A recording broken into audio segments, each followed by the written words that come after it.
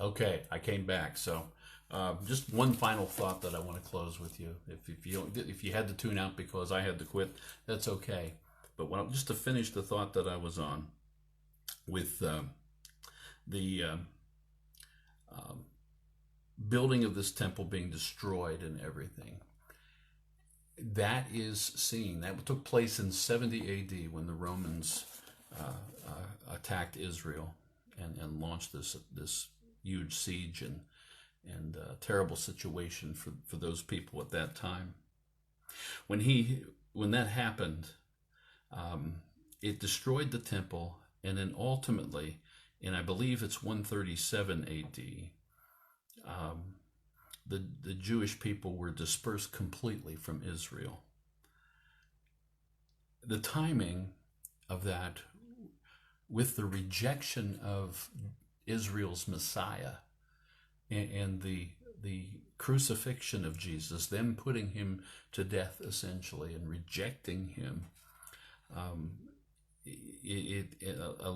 all of that rejection taking place, and then to see the city of Jerusalem abandoned ultimately by force by the very people that had claimed to it under the Abrahamic covenant and Davidic covenants, both covenants, really is profound. It shows God working with Israel by abandoning them at that point. But there's going to come a time when he comes back. And that's the fascinating aspect of this.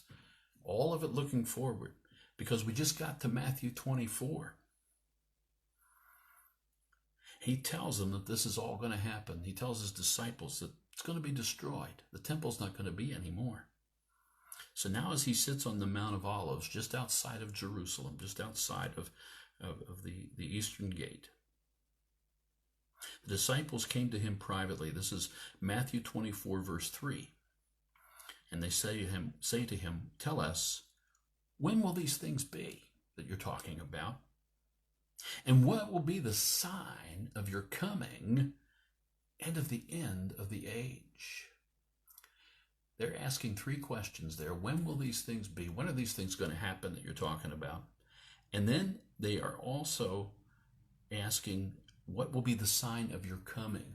And we would say, oh, they mean the second coming, when he comes again. He hasn't even left yet, okay? They don't have any concept of a second coming.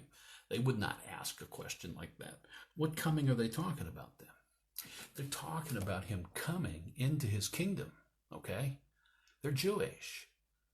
They know he's the Messiah. They believe he's the Messiah. When are you going to come into your kingdom? That's what the disciples are asking. They're not asking about the second coming as we understand it. They're asking about, when are you going to come in your kingdom? Now, it so happens both of those basically coincide, okay? The second coming as we understand it and the coming into the kingdom. It's all part of those last day kind of things. And when they talk about the end of the age, they mean the end of Gentile rule on the earth, the days of the Gentiles, the times of the Gentiles. Because Israel had been occupied by Babylon, by Egypt, by Babylon, by Syria, or Assyria, I guess, and then also by the Medes and the Persians, and then by the Greeks, and then now by the Romans. When is this Gentile age going to end? That's their question. Of course, that would mean that the Davidic covenant would be fulfilled and the Jewish age would begin with the Messiah ruling. When's this going to happen? That's what they're asking. And then in Matthew 24, we have this whole layout of things that are going to happen in the future before he comes in his kingdom. And for us, that means before he comes again. Very, very fascinating account. But I'll have to stop there for now. But I wanted to make that final point. Okay? So you guys have a blessed evening, a blessed week. We'll try to get in some more stuff from the last week that Jesus is on earth, some of the other aspects in here that I find particularly fascinating, just to prepare us for that Easter season.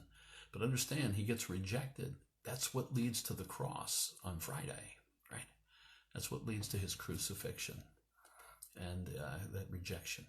But we know too that in that he is accomplishing our salvation, God's grace at work in an amazing thing, absolutely astounding. Rejoice this week in all these things, because it means God was very active then, and he is also acting now. Take care.